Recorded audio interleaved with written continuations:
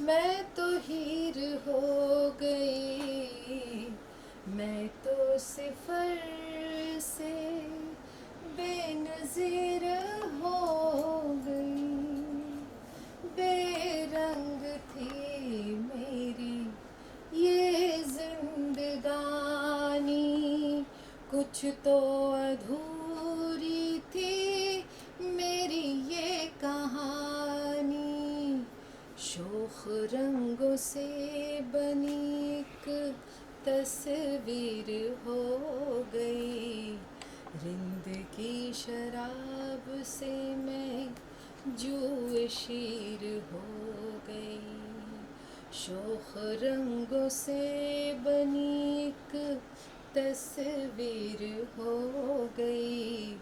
रिंद की शराब से मैं जुए शीर हो गई। मैं तो सिफर से। Thank you ma'am. मज़ हो गया। बोलिए। इतने लोगों के लिए आपने समय लगाया तो 45 सेकंड का मुझे भी देखना जब बोलोगे। उनकी गाली पब्लिसिटी तो करनी है ना मुझे भी। सही बात है। बता देना चाहिए इसको, ठीक है? तस्वीर हो गई। मैं तो अंधेरों से तनवीर हो। ओके है, बोलिए। बोलना कुछ नहीं, गाते हुए करेंगे बस। एक आपकी मुखड़ा ओके है, एक लाइन पे मेरा कुछ इशू है, वो खाली वो लेंगे, बाकी मैं सिफर से बेनजीर बन गया। मुझे मतलब समझ में आया। जीरो से हीरा। ओके एक बार एक लाइन चला दे, बहुत अच्छा है। Okay. एक लाइन खाली उसका टेल अच्छा नहीं है, Okay, बाकी सब अच्छा। मैं तो सिफर से ओके है, बेनज़ीर हो गई।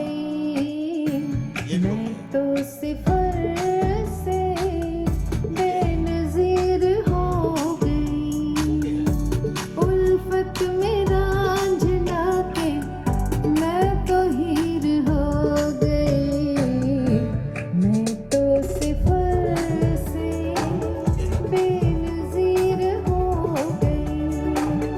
बेरंग थी मेरी ये जिंदगानी, कुछ तो अधूरी थी मेरी ये कहानी।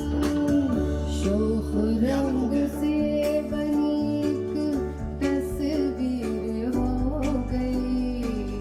मैं तो अंधेरों से Stop. तनवीर। अंधे ये लाइन लेना है। शोख रंग से बनी एक तस्वीर हो गई। मैं तो अंधेरों से तनवीर हो गई। अच्छा हो रहा है। प्रॉब्लम क्या है पता है? मैं तो सिफर से बेनज़ीर हो गई। मैं तो हीर हो गई। मैं तो सिफर से बेनज़ीर हो गई। बेरंग थी मेरी ये जिंदगानी, कुछ तो अधूरी थी मेरी ये कहानी। शोख रंग से बनी एक तस्वीर हो गई। मैं तो अंधेरों से तनवीर हो क्या बात गई। है? मैं तो सिफर से बेनज़ीर हो गई।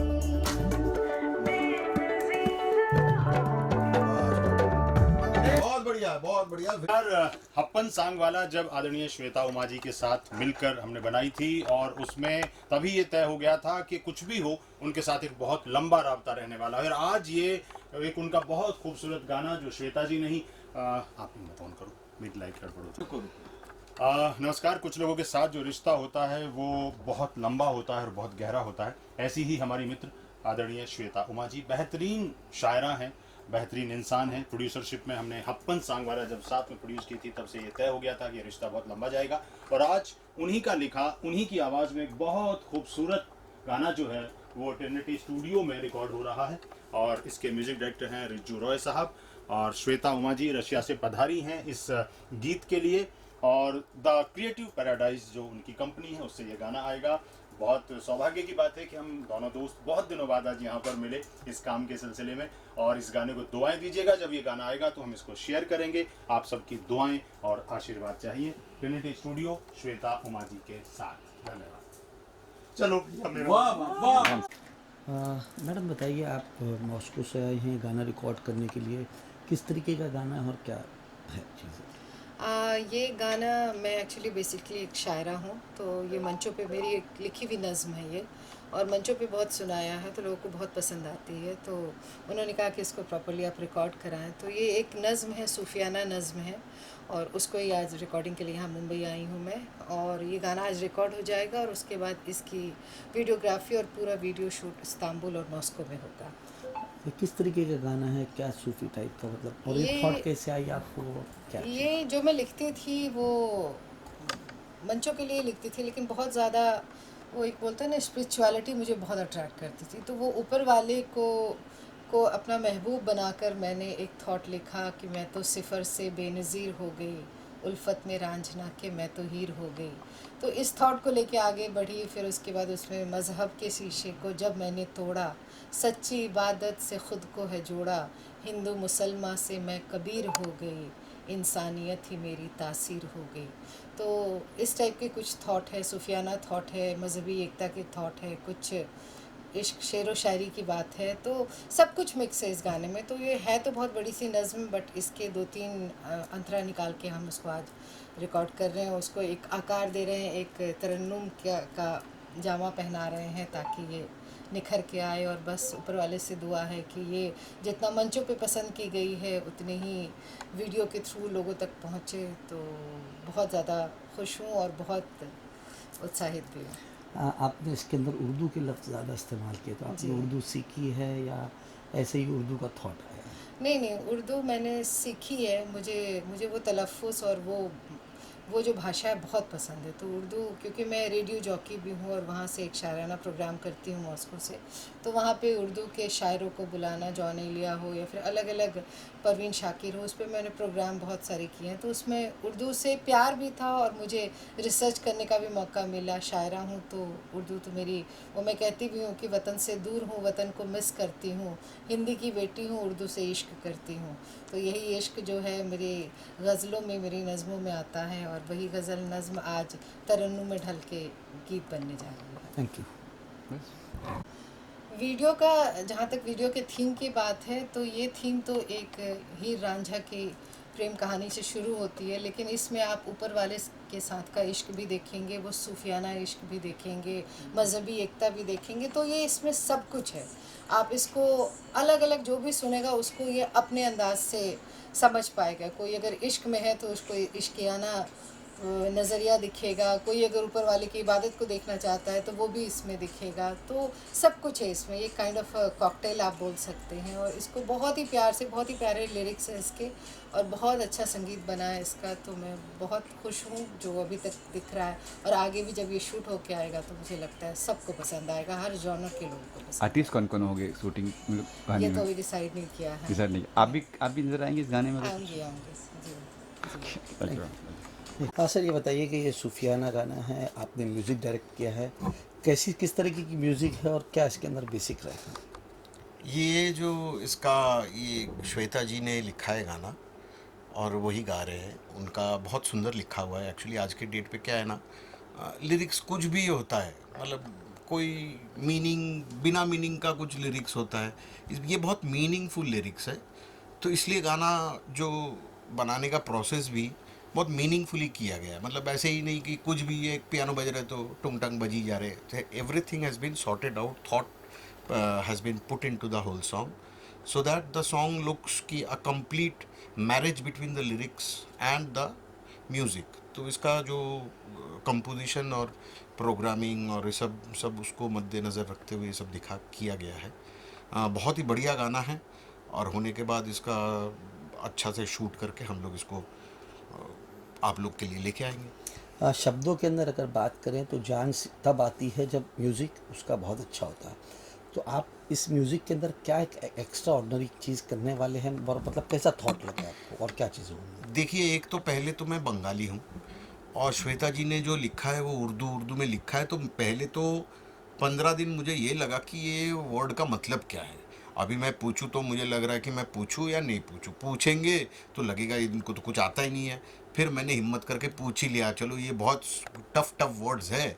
तो फिर पूछने के बाद पता चला अरे एक्चुअली तो ये बहुत सिंपल है, मुझे ही समझ में नहीं आ रहा था। फिर जब समझ में आया उस हिसाब से हमने ट्रैक बनाया। और ट्रैक के अंदर क्या है, इसके अंदर ना कुछ ये पूरा सूफी गाना नहीं है, ये रोमांटिक सॉन्ग है।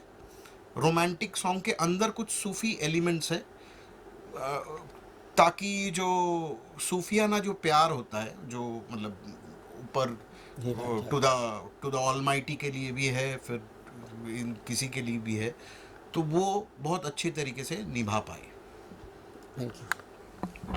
सवाल ठीक आ रहे हैं ना, वो देख फर्स्ट क्लास आ रहे ठीक हैं। रवि जी, आपको रवि जी ये बताइए, आप श्वेता जी के साथ पहले भी काम कर चुके हैं और फिर से गाना रिकॉर्ड कर रहे हैं, कैसा एक्सपीरियंस रहा श्वेता जी के साथ काम करने का, और ये गाना आप रिकॉर्ड कर रहे हैं, किस तरीके का गाना है? देखिए, जहाँ तक श्वेता जी का सवाल है, श्वेता जी को एक बहुत ही बेहतरीन कवयित्री के तौर पे जानता हूँ, शायरा बहुत अच्छा गाती हैं। और मैं इसको हमेशा कहता हूँ कि बड़े सौभाग्य की बात थी कि हमने एक फ़िल्म साथ में की एज ए प्रोड्यूसर पार्टनर, और जो कांस फिल्म फेस्टिवल तक गई, और उस फिल्म का नाम था हप्पन सांग वाला। बहुत प्यारी फिल्म थी।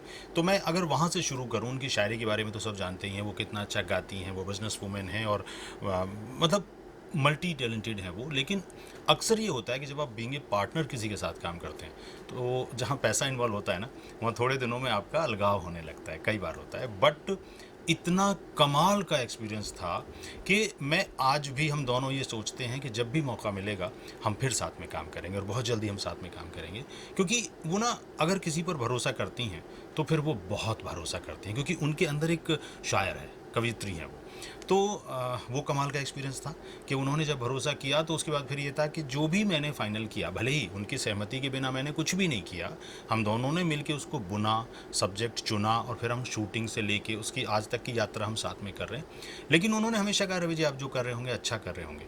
तो वो इस प्रेम से, इस स्नेह से और इस भरोसे से ना अपने पार्टनर्स को, अपने रिश्तों को जो है बांध लेती हैं, बिल्कुल एकदम। गाना रिकॉर्ड हो रहा है आज, किस तरीके का आपको? जब इस गाने की शुरुआत हुई थी तो श्वेता जी ने मुझे कहा कि रवि जी मैं सोचती हूँ कि ये जो गज़ल है, गाना है, वो मुझे करना चाहिए। तो मैंने कहा बिल्कुल करना चाहिए। तो मैंने जब पढ़ा तो मुझे बहुत अच्छा लगा। मुझे थोड़ी बहुत समझ है राइटिंग की, वो तो बहुत अच्छी शायरा हैं। तो हम लोगों ने ये तय किया, 5 या 6 हम लोगों ने सोचे थे, और उसमें से एक ये तय हुआ जिस पर श्वेता जी भी सहमत थी और मैं भी सहमत था। और फिर ये तय हुआ कि इसका म्यूज़िक कौन करेंगे।